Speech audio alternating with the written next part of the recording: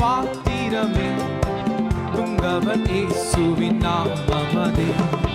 துதித்து பாடிட பாத்திரமே உங்கவர் இயேசுவின் நாமமதே. துதிகளின் மத்தியில் வாசம் செய்யும் தூயனை நேயமாய் ஸ்தோத்தரிப்போமே. அற்புதமே அவர் நடத்துதலே, ஆனந்தமே பரமானந்தமே. நன்றியால் உள்ளமே மிக பொங்கிடுதே நாம். அல்லேலூயா துதி சாற்றிடுவோம். நன்றியால் உள்ளமே மிக பொங்கிடுதே நாம். அல்லேலூயா துதி சாற்றிடுவோம். அடுத்த நாட்களில் கண்மணி போல் கருத்துடன் நம்மை காத்தாரே. கடந்த நாட்களில் கண்மணி போல் கருத்துடன் நம்மை காத்தாரே. கர்த்தரையே நம்பி ஜீவித்திட இருவரும் நீங்களாய் ஸ்தோத்தரிப்போமே. அற்புதமே அவர் நடத்துதலே, ஆனந்தமே பரமானந்தமே. நன்றியால் உள்ளமே மிக பொங்கிடுதே நாம்.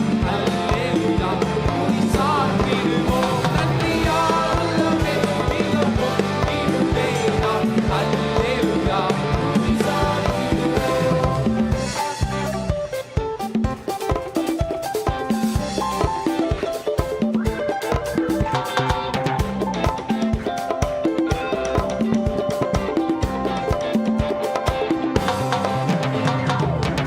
அக்கினியூடாய் நடந்தாலும், ஆழியின் தண்ணீரை கடந்தாலும்.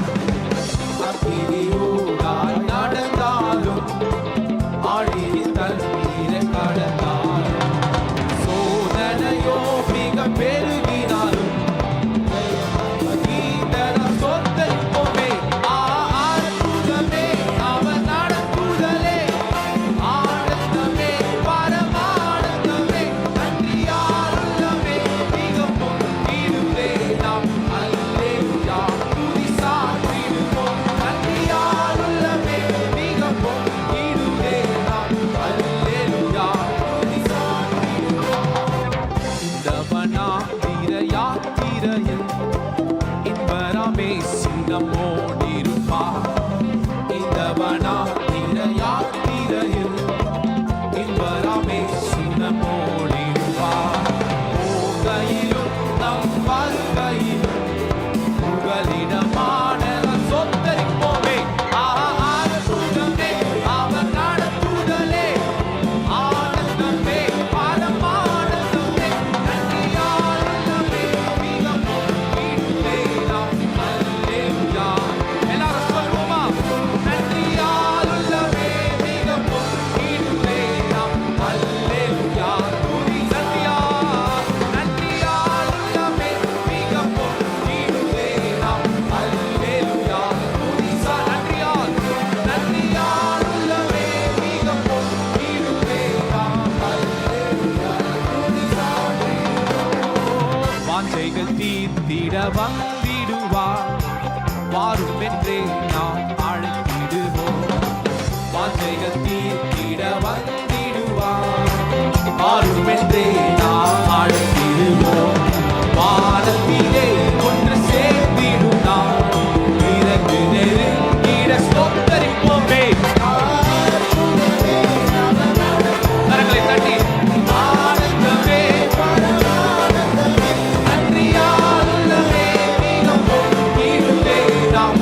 அல்லேலூயா துதி சாற்றிடுவோம். நன்றியால் உள்ளமே மிக பொங்கிடுதே நாம். அல்லேலூயா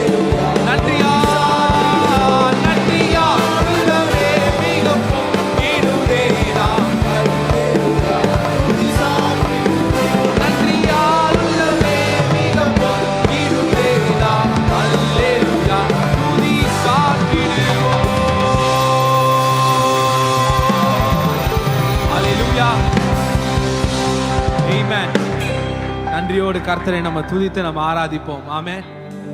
ஓ அல்லேலூயா. தேவ பிரசன்னத்துல அப்படியே எல்லாம் இயேசுவே உம்முடைய பிரசன்னத்தை நாங்கள் வாஞ்சிக்கிறோம் என்று வாயிலை திறந்து சொல்லுங்க. God, we welcome your presence. We crave for your presence. இந்த பிரசன்னத்தை நாங்கள் வாஞ்சிக்கிறோம். உம்மோடு உறவாட நாங்கள் வாஞ்சிக்கிறோம் அப்பா. இந்த ஆராதனை ஒரு கடமை அல்ல, இந்த ஞாயிற்றுக்கிழமை இந்த சர்வீஸ் ஒரு கடமை அல்லப்பா. இதை நாங்கள் வாஞ்சிக்கிறோம் அப்பா. உம்முடைய பிரசன்னத்தில் நின்று உம்மை ஆராதிப்பது எங்களுக்கு ஒரு பாக்கியமாக இருக்கிறது. ஓ அல்லேலூயா. மோடு செலவிடும் ஒவ்வொரு நிமிடமும் வீணாக போகாதையா. எல்லாம் வாயிலை திறந்து என்னை பலவானாய் மாற்றுதையா.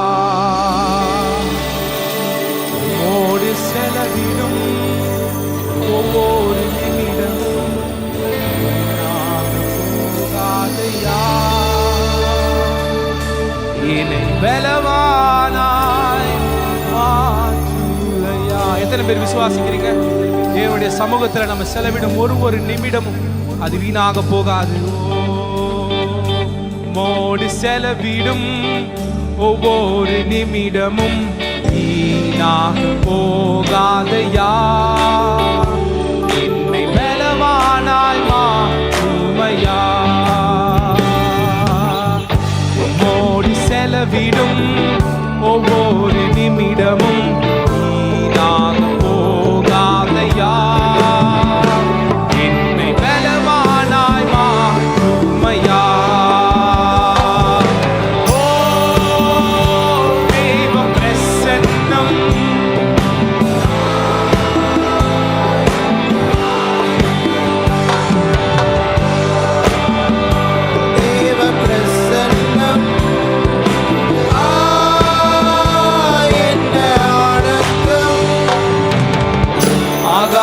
கொண்டு செல்லுதே. என்னை ஆகாயம் கொண்டு செல்லுதே. மோடு செலவிடும் ஒவ்வொரு நிமிடமும் வீணாக போகாதையா. என்னை பலவானாய் மாற்றுதையா. மோடு செலவிடும் ஒவ்வொரு நிமிடமும் வீணாக போகாதையா. என்னை பலவானாய் மாற்றுதையா. வானத்திலே தூதரெல்லாம் என்று பணிகிறார்களே. வானத்திலே தூதரெல்லாம் பரிசுத்தரே என்று பணிகிறார்களே. பூமியிலே மண்ணான நான் உம் நாமம் வாழ்கவென்று தொழுகிறேனையா. பூமியிலே மண்ணான நான் உம் நாமம் வாழ்கவென்று. ஓ தேவ பிரசன்னம்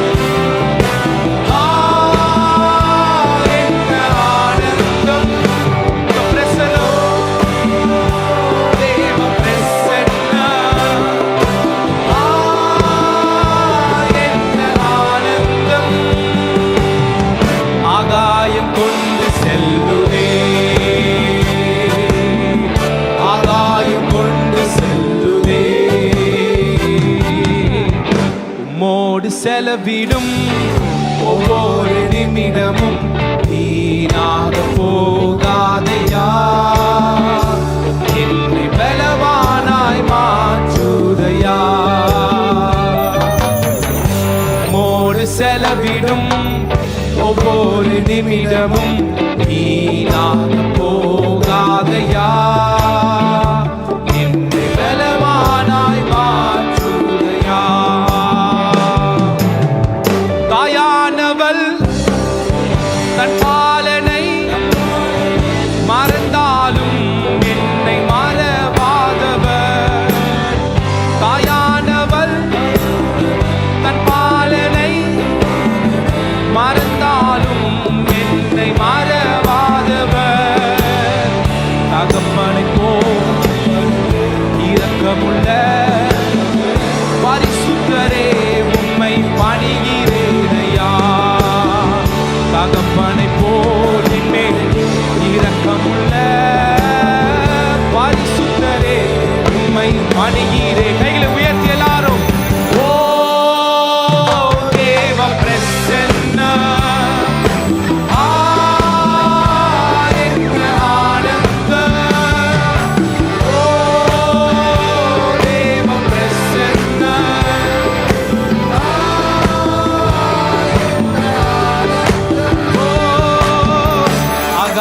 ஆகாயம் கொண்டு செல்லுதே, ஆகாயம் கொண்டு செல்லுதே. உம்மோடு செலவிடும் ஒவ்வொரு நிமிடமும் வீணாக போகாதையா, பலவானாய் மாற்றுதையா. உம்மோடு செலவிடும் ஒவ்வொரு நிமிடமும் வீணாக போகாதையா,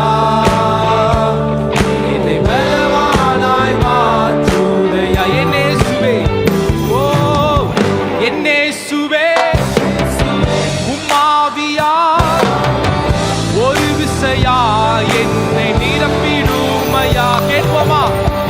என்னே சுவே, உம்மாவியா ஒரு விசையா என்னை நிரப்பிடுமையா.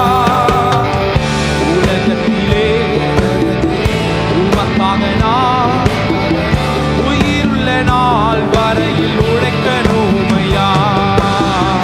உலகத்திலே உமக்காக நான் உயிருள்ள நாள் வரையில் உழைக்கணுமையா.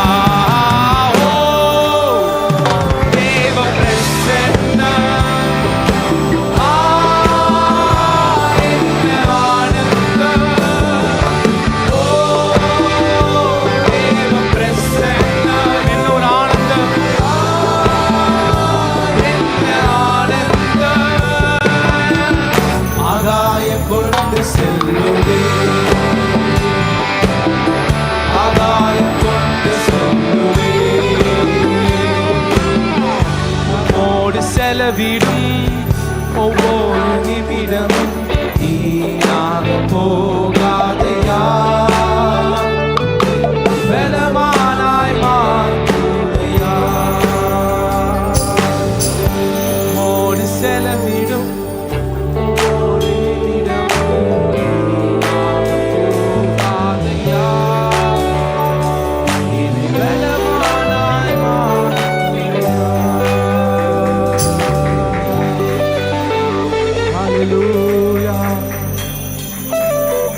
எத்தனை பேர் தேவனுடைய பிரசனத்தை வாஞ்சிக்கிறீங்க இந்த காலை வேளையில? ஆமென். தேவ பிரசன்னம் அது ஒரு ஆனந்தத்தை என் வாழ்க்கையில தருகிறது, ஒரு உற்சாகத்தை. நான் சோர்ந்து போகின்ற நேரங்கள்ல, நான் உடைந்து போயிருக்கிற நேரங்கள்ல தேவ பிரசன்னம் என்னோடு இருக்கு. ஓ உம்மோடு செலவிடும் ஒவ்வொரு நிமிடமும். நீங்க எல்லாம் பாடுங்களா?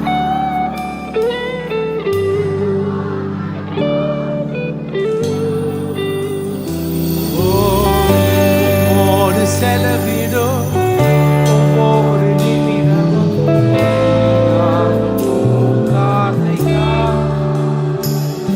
என்னை பலமானாய்.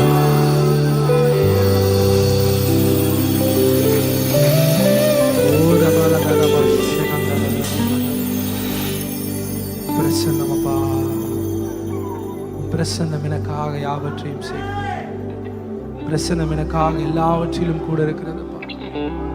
தேவ பிரசன்னம் இருக்கிறவங்க எல்லாருமே பயபக்தியோட கண்களை மூடி, ஓ ஆராதனை முக்கியமான பகுதியில் நாம இருக்கிறோம். ஹல்லேலூயா.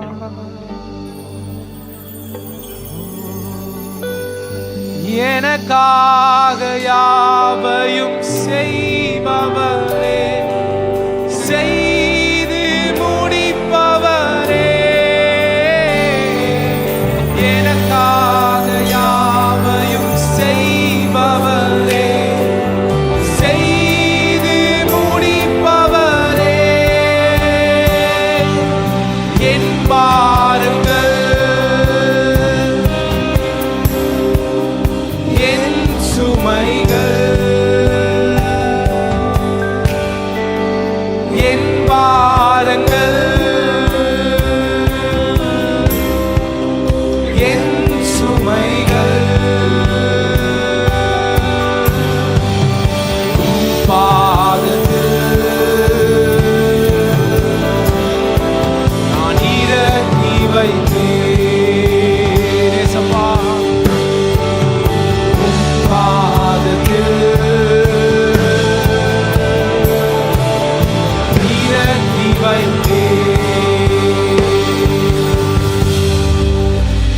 ஏசையா உம்மைத்தானே என் முன்னே நிறுத்தியுள்ளேன்.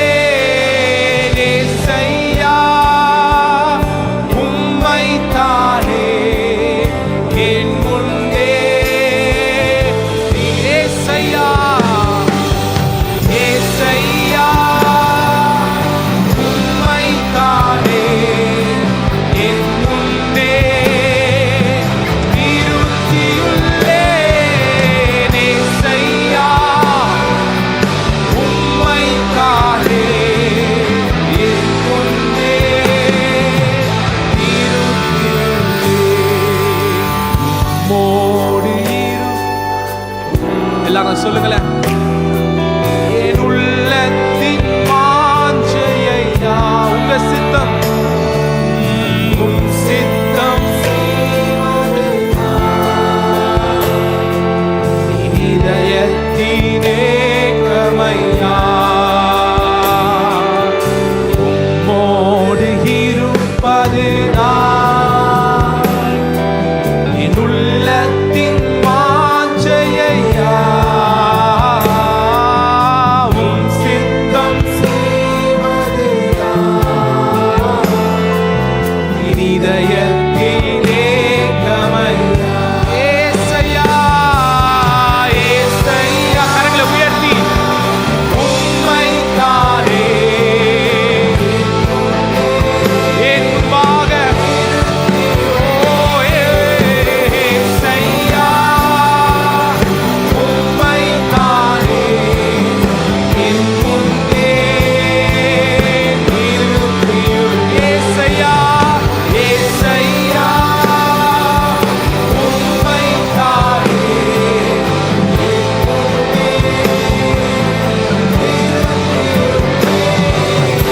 ஏசையா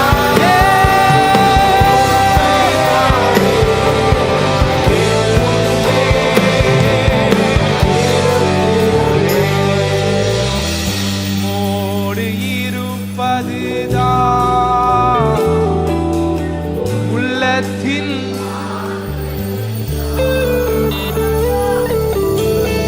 சித்தம் இதயத்திலே கமையா. எத்தனை பேர் சொல்றீங்க உண்மையாக உன் சித்தம் செய்வது என் இதயத்தின் ஏக்கமாக இருக்கிறது? அன்புள்ள பிதாவே, இந்த காலை வேளை நாங்கள் பாடினது போல உம்முடைய பிரசன்னம் எங்களுக்கு சந்தோஷத்தை தருகிறதுப்பா. இந்த பிரசன்னம் எங்களுக்கு சமாதானத்தை தருகிறது.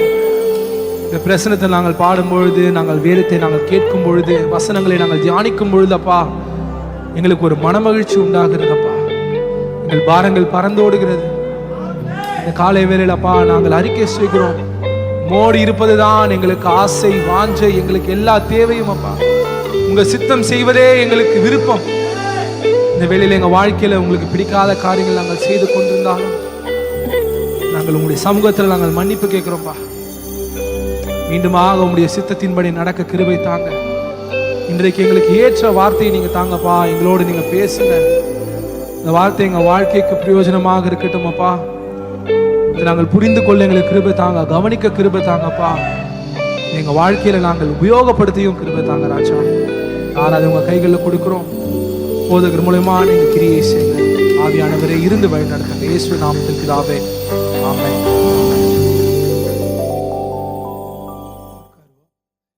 கர்த்தர் ரொம்ப நல்லவராக இருக்கிறாரு. சங்கீதம் 31:23 வசனத்தை நான் படிக்க விரும்புகிறேன். சங்கீதம் 31:23. கர்த்தருடைய பரிசுத்தவான்களே, நீங்கள் எல்லாரும் அவரில் அன்பு கூறுங்கள். உண்மையானவனை கர்த்தர் தற்காத்து இடும்பு செய்கிறவனுக்கு பூரணமாய் பதிலளிப்பார். உண்மையானவன் என்கிற இந்த வார்த்தையில் நம்ம ஒரு சில பொதுவான குறிப்புகளை இந்த மத்தியான வேளையில் நாம் படிக்கலாம் என்று நினைக்கிறேன். ஆண்டவர் உண்மை உள்ள மக்களை பாதுகாக்கிற ஆண்டவராக இருக்கிறார்னு நம்ம படித்தோம். நிச்சயமாக ஆண்டவர் நாம் உண்மையாக இருக்கும்போது நம்மை ஆண்டவர் எல்லாவற்றுக்கும் எல்லா சூழ்நிலைகளுக்கும் விலக்கி பாதுகாப்பார். தேவனுடைய பாதுகாப்பு நம் மீது இருக்கும். உண்மையில் பாருங்க, இந்த உண்மையை பற்றி சொல்லணும்னா ட்ரஸ்ட் ஒர்தினஸ் அப்படிங்கிற ஒரு வார்த்தை ஆங்கிலத்தில் இருக்கு. நம்பிக்கைக்கு பாத்திரமாக இருப்பது, அது ஒரு உண்மை. நம்பிக்கைக்கு பாத்திரமாக வாழ்தல், அது ஒரு உண்மை. நாம் ஒரு நம்பிக்கைக்கு பாத்திரமான ஒரு மனிதராக எப்பொழுதும் நம்மை நாம் நிலைநிறுத்த வேண்டும். சில மனிதர்களை சில நேரங்களிலே நம்பலாம், சில மனிதர்களை பல நேரங்களில் நம்பலாம், சில மனிதர்களை ஒருபோதும் நம்ப முடியாது. சில மனிதர்களை சில நேரங்களில் நம்பலாம், சில மனிதர்களை பல நேரங்களில் நம்பலாம். ஆனால் ஒரு சில மனிதர்களை மாத்திரம்தான் எப்பொழுதும் நம்பலாம். அந்த அளவிற்கு அவர்கள் நம்பிக்கைக்கு மிகவும் பாத்திரம் உள்ளவர்களாக நடந்து கொள்வார்கள். சிலரை நம்பவே முடியாது. உங்களுக்கு தெரியும், உங்க அனுபவத்தில் பார்த்துருப்பீங்க, சிலரை என்ன பண்ணவே முடியாது, நம்பவே முடியாது. ஆனா அவங்க பேசுறதெல்லாம் பார்த்தா நம்ம அவங்களை நம்பலாம் போல தெரியும். ஆனா நம்ம என்ன பண்ண முடியாது, அவங்கள நம்பவே முடியாது. சில வாலிபர்களை நான் சந்தித்திருக்கிறேன். அங்கிள் உடனே செஞ்சிடறேன் அங்கிள், இப்போ செஞ்சிருவேன் அங்கிள், நான் இப்போ போயிட்டு உடனே செஞ்சிருவாங்க. செய்யவே மாட்டாங்க.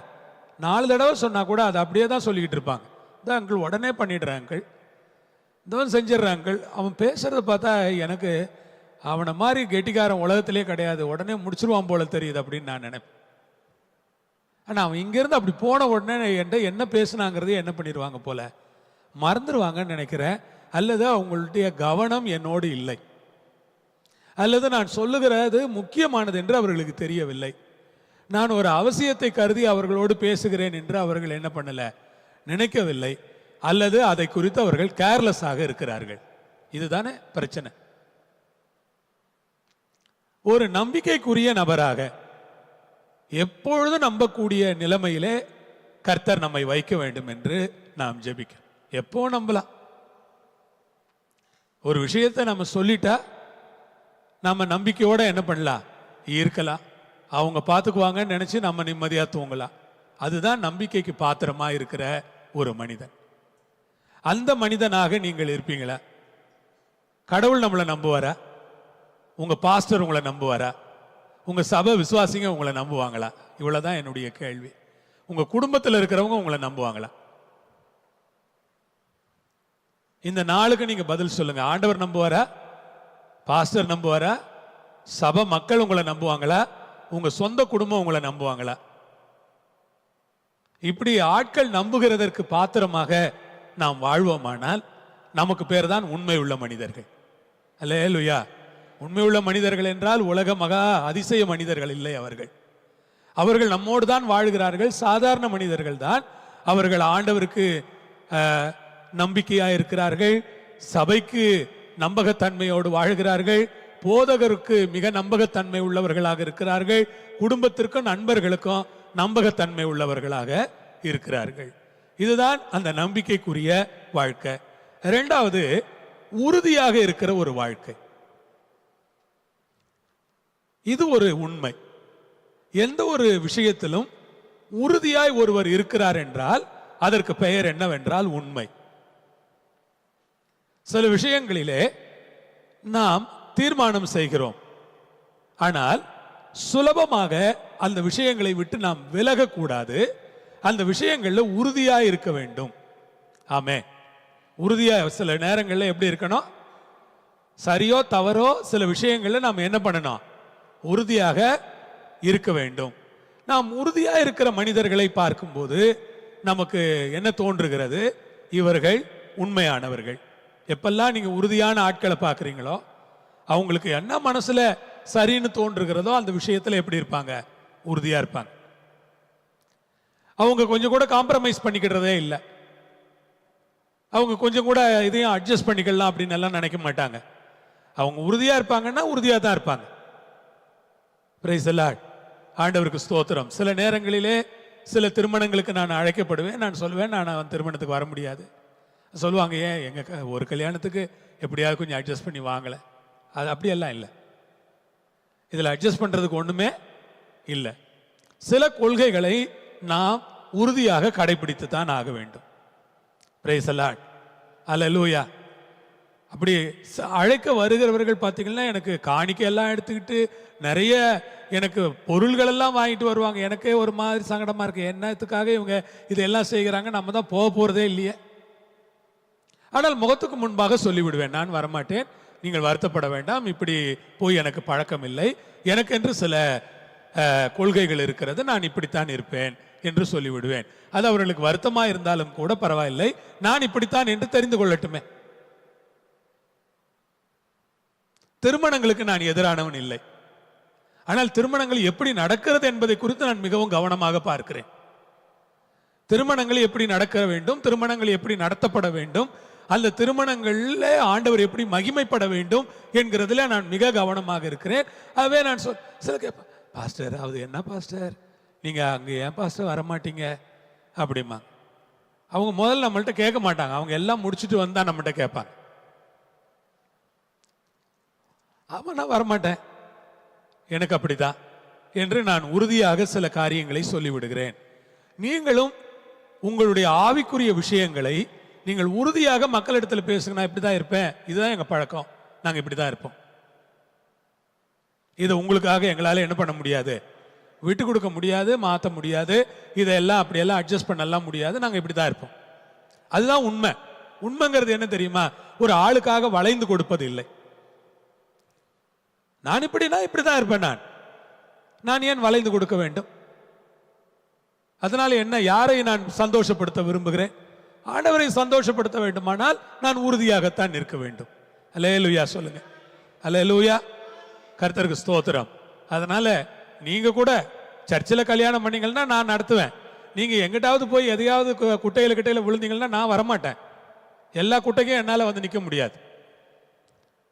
சில ஆட்கள் அப்படித்தான், எங்கேயாவது போய் என்னத்துலையாவது விழுந்து எழுந்து வந்து நிற்பாங்க, பாஸ்டர் நீங்க தான் வரணும், நான் வரமாட்டேன்.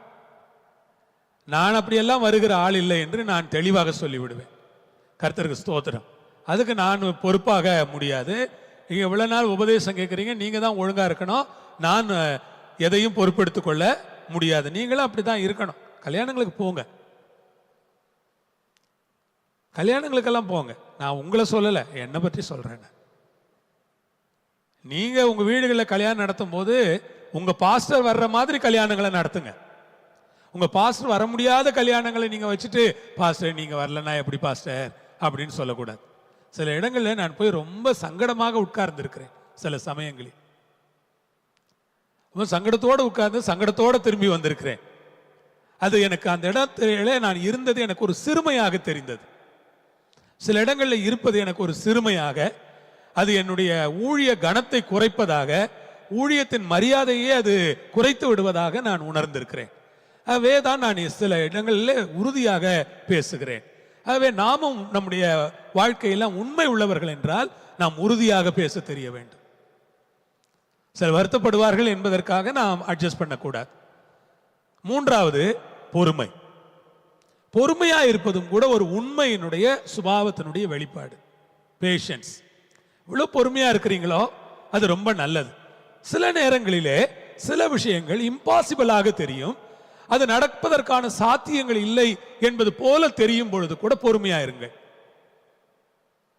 சில நேரங்களில் சில விஷயங்கள் ரொம்ப சாத்தியமற்றது போல தெரியும் போது நீங்கள் பொறுமையா இருக்கிறீர்களே, அது ஒரு உண்மை.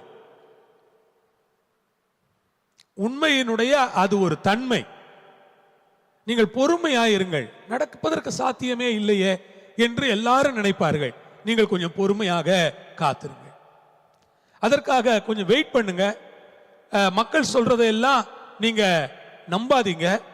உடனடியாக சில முடிவுகளை அவசரப்பட்டு எடுக்காமல் பொறுமையாக காத்திருங்கள்.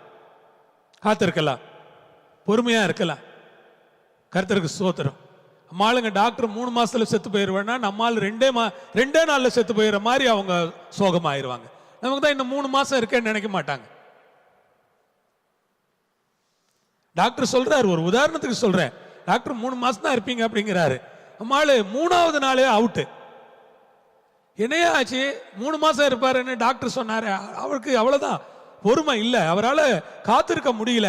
அவரால் அந்த இம்பாசிபிளான ஒரு செய்தியை ஏற்றுக்கொண்டு பாசிபிளா அதை திங்க் பண்ணி அவரால் வாழ முடியல. அதனால 3வது நாள்லயே போய் சேர்ந்துடுறாரு சிலர்.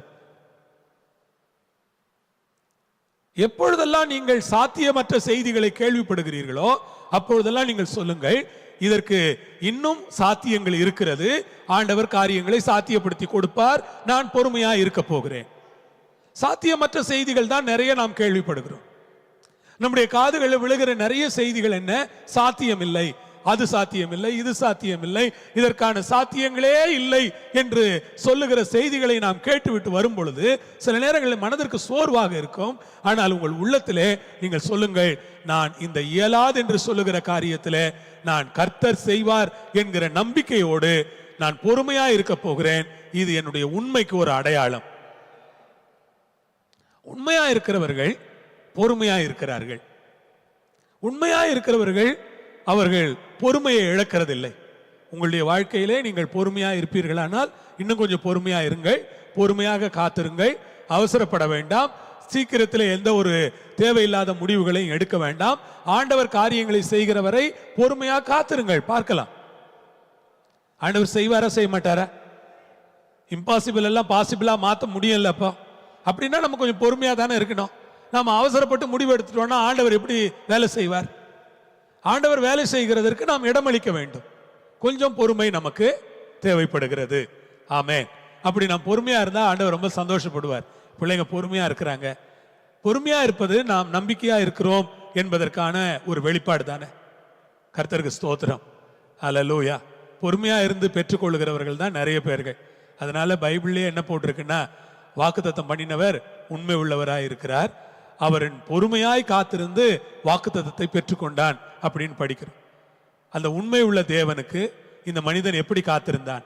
பொறுமையாக காத்திருந்தான். பொறுமையாக காத்திருந்தான்.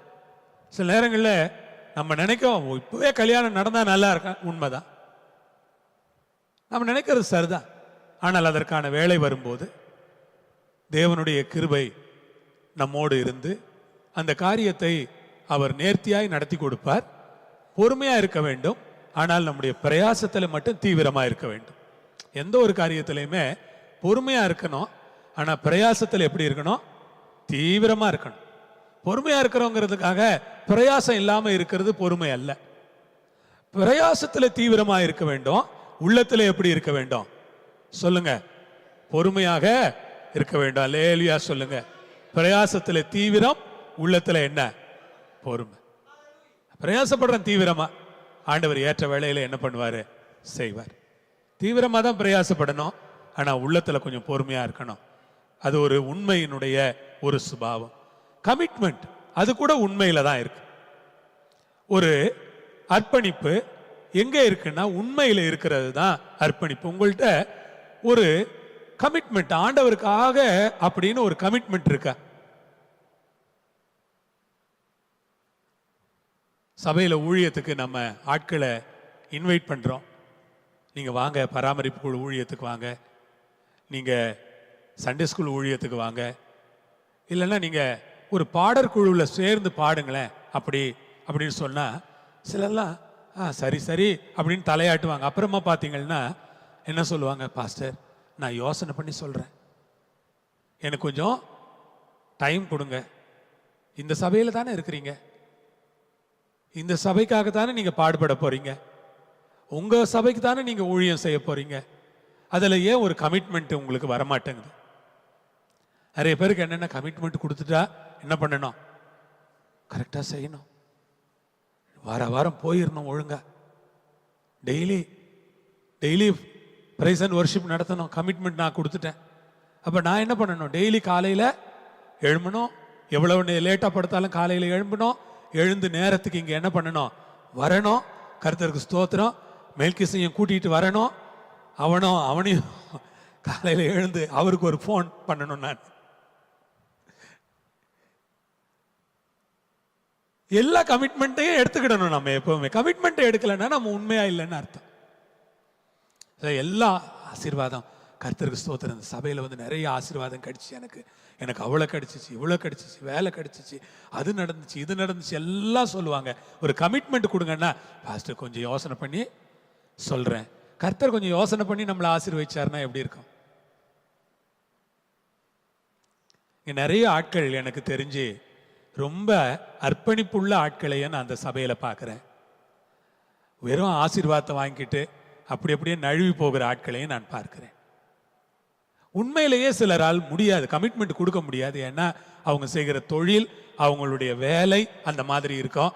காலையில் 9 மணிக்கு ஆஃபீஸ் போயிட்டு ராத்திரி 7 மணிக்கு முடிச்சுட்டு வீட்டுக்கு 8:30 மணிக்கு வர்றவங்களுக்கு என்ன கமிட்மெண்ட் கொடுக்க முடியும்? நீங்கள் யோசிச்சு பாருங்க. அவங்கள்ட்ட நம்ம என்ன கமிட்மெண்ட்டை எதிர்பார்க்க முடியும்? எதிர்பார்க்க முடியாது. அதில் நியாயம் இருக்கு. நிறைய பேருடைய விஷயங்கள்ல நியாயம் இருக்கு. ரொம்ப பேர் வீட்டில் இருந்து கூட கமிட்மெண்ட் கொடுக்க மாட்டாங்க.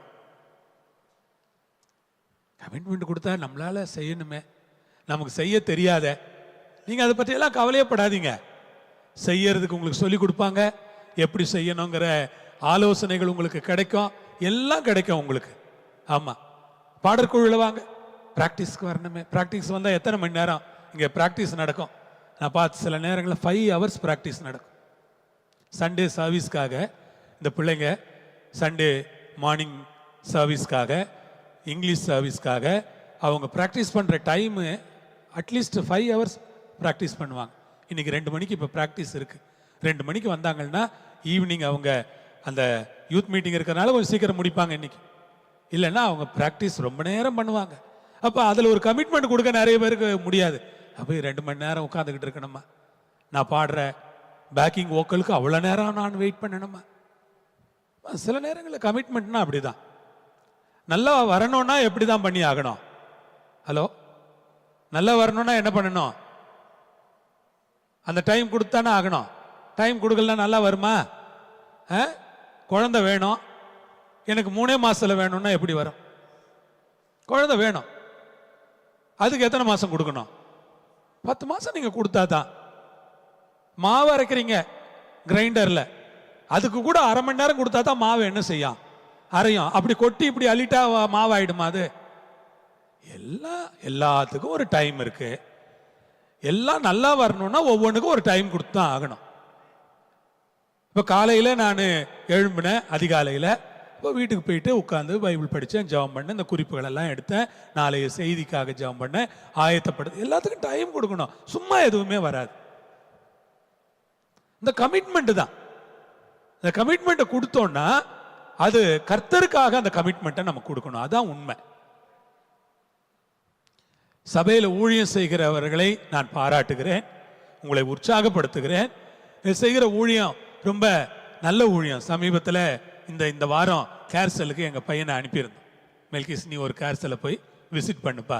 நாங்களே தீர்மானம் பண்ணிக்கிட்டோம், கேர்சல் எல்லாம் போய் விசிட் பண்ணி என்கரேஜ் பண்ணணும், அவங்கள இன்னும் நல்லா செய்யட்டும் அப்படின்னு. இந்த வாரம் ஒரு கேர்சலுக்கு தம்பி போயிருந்தார். போயிட்டு வந்தார். வந்தவர் சொன்னார், கேர்சல் நடத்துறது ரொம்ப கஷ்டம்.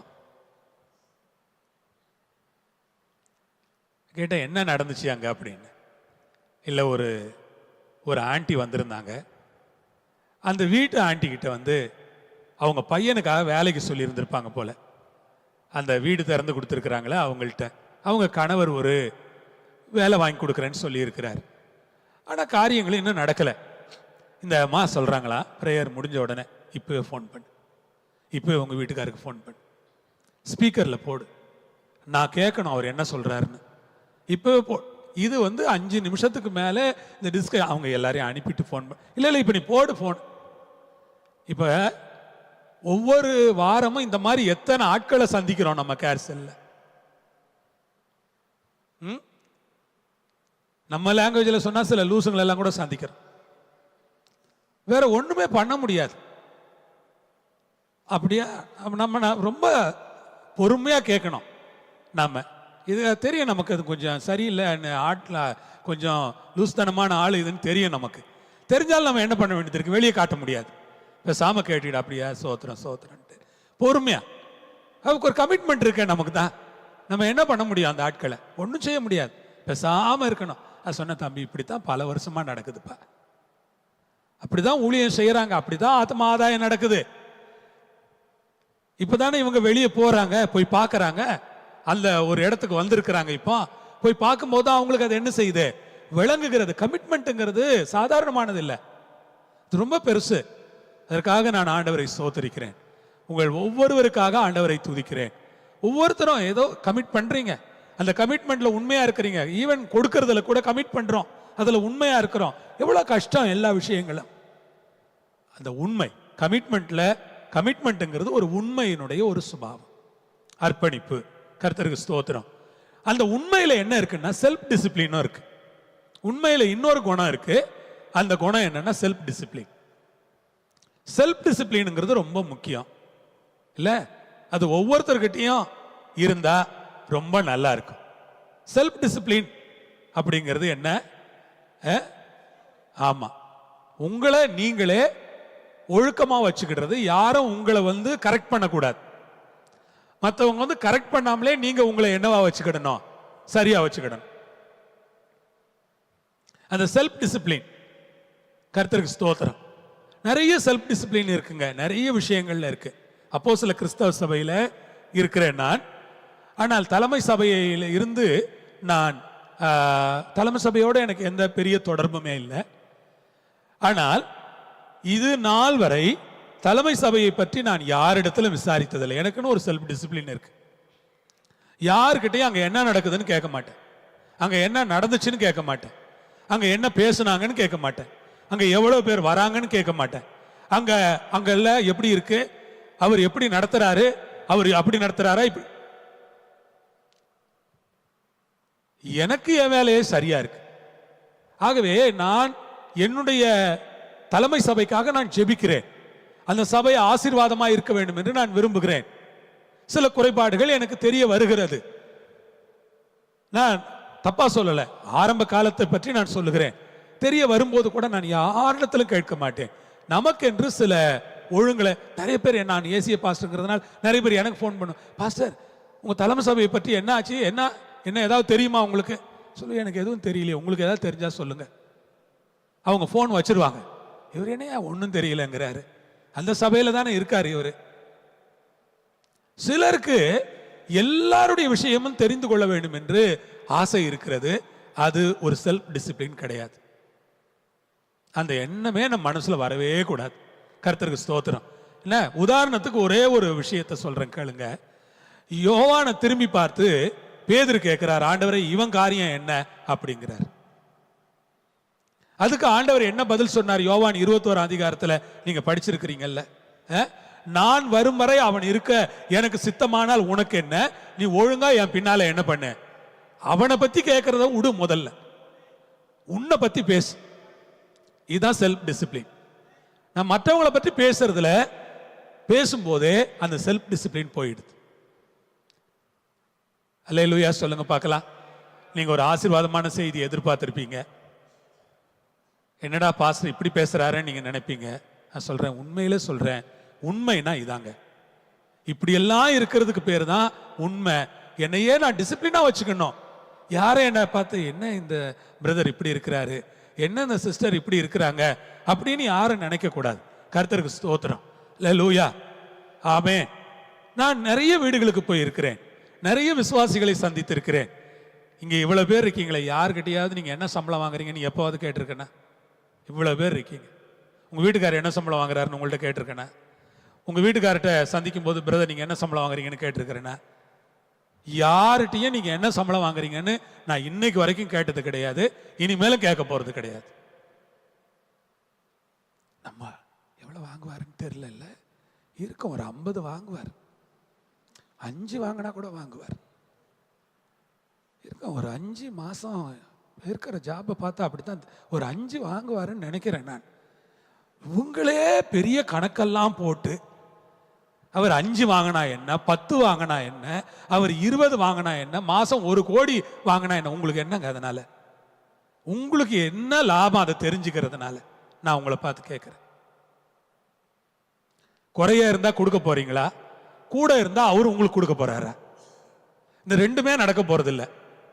குறைய இருந்தாலும் அவர் பாடு, கூட இருந்தாலும் அவங்க தான் வச்சுக்க போறாங்க. அதுக்கு என்ன வாங்குறாருன்னே தெரியலையே, என்ன வாங்க சொல்லவே மாட்டேங்கிறாளே, இவளும் சொல்ல மாட்டேங்கிறாளே, சிஸ்டருங்க பேசிக்குவாங்க. அவகிட்ட இருந்து உண்மையே வரமாட்டேங்குது. வாயை திறந்து எதையாவது பேசுறாளா பாரு, அப்படியே கல்லூலி மங்க மாதிரி இருக்காளே அப்படிம்பாங்க. நிறைய சகோதரிகளுக்கு பிரச்சனைன்னா அவங்க கணவர் என்ன சம்பளம் வாங்குறாரு அவங்களுக்கே தெரியாது. அது நிறைய பேருக்கு பிரச்சனை. அவங்க எங்க சொல்லுவாங்க? அருமையானவர்களே, செல்ஃப் டிசிப்ளின் ரொம்ப முக்கியமானது. ஆமென். யாரும் நம்மளை டிசிப்ளின் பண்ணக்கூடாது.